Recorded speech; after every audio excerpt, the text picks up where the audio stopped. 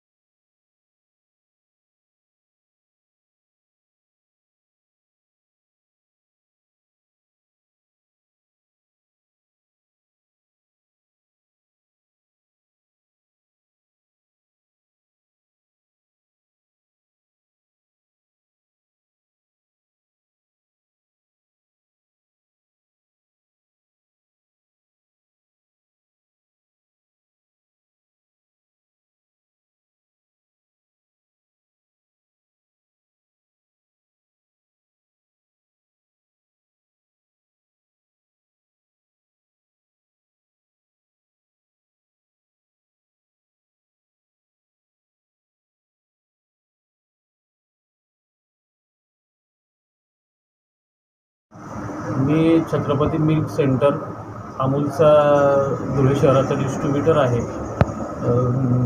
माझं Jaihind colony plot number 147 सोना super शॉपजवळ shop आहे. दैनंदिन रोजनिशीप्रमाणे मी संध्याकाळी काउंटर आटोपून 9 वाजेला माझा व्यवहार संपवून मी घरी निघालो. दुसऱ्या दिवशी सकाळी ज्यावेळेस 7 वाजेला 7:30 वाजेला ज्यावेळेस दुकान मी ओपन केलं त्यावेळेस माझ्या लक्षात आलं की शटरचे कुलपं तोडलेले आणि शटर अर्ध उघडं दिसलं. त्यावेळेस मला लक्षात आलं की काहीतरी गडबड आहे. त्यावेळेस मी मध्ये येऊन बघितल्यानंतर कळालं की आपल्या दुकानात चोरी झाली. त्यावेळेस मी माझ्या काउंटरवरती गल्ला बघितला तर गल्ल्यात मला लक्षात आलं की माझी जी रात्रीची ठेवलेली कॅश होती ती साधारणतः 22,000 रुपये मी रात्री मोजून गेलो होतो. रात्री मी ती कॅश घरी नव्हती नेली, घर माझं जवळच असल्या कारणाने मी कॅश इथंच राहू द्यायचो. तर ती रात्री ती कॅश चोराने लंपास केली. त्यात माझ्याकडे CCTV कॅमेरे बसवलेले, बाहेर आत सगळीकडे कॅमेरे बसवलेले आहेत. चोर रात्री साधारणतः CCTV कॅमेऱ्यामध्ये बघितल्याप्रमाणे तो रात्री 1:20 ते 1:27 तो त्याने प्रवेश केला. त्याने पहिल्या आधी तर त्याचं पूर्ण मास्क वगैरे लावलेला असल्या कारणाने तो ओळखू येण्याच्या परिस्थितीतच नव्हता. त्याने आधी बाहेरचे कॅमेरे एका काठीने किंवा एखाद्या दंड्याने असतील त्याने त्या कॅमेऱ्याची दिशा बदलवली. त्यानंतर रात्री त्याने 1:27 तर 2:55 ते 60 3 वाजेपर्यंत तो बाहेरच कारभार करत असला. त्यानंतर 3 वाजेला त्याने दुकानात एंट्री केली. दुकानात एंट्री केल्यानंतर दुकानात आत असलेला काउंटरवरच्या कॅमेऱ्यात तो दिसला.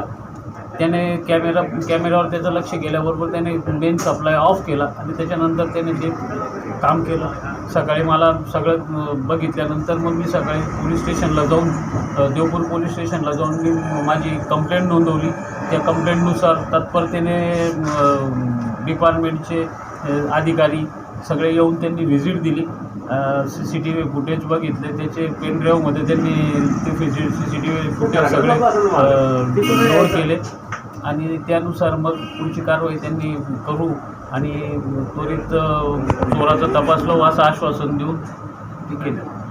काय केलेलं होतं त्यात काउंटरमधून कॅश माझी 22,000 रुपये गेली आहे. बाकी दुसऱ्या कुठल्या वस्तूला त्याने हात लावलेला नाही आहे. माझं अमूलचं शॉप हे पूर्णपणे माल भरलेला होता. तर मालाला काही त्याने हात लावला नाही, मात्र कॅश पूर्ण घेऊन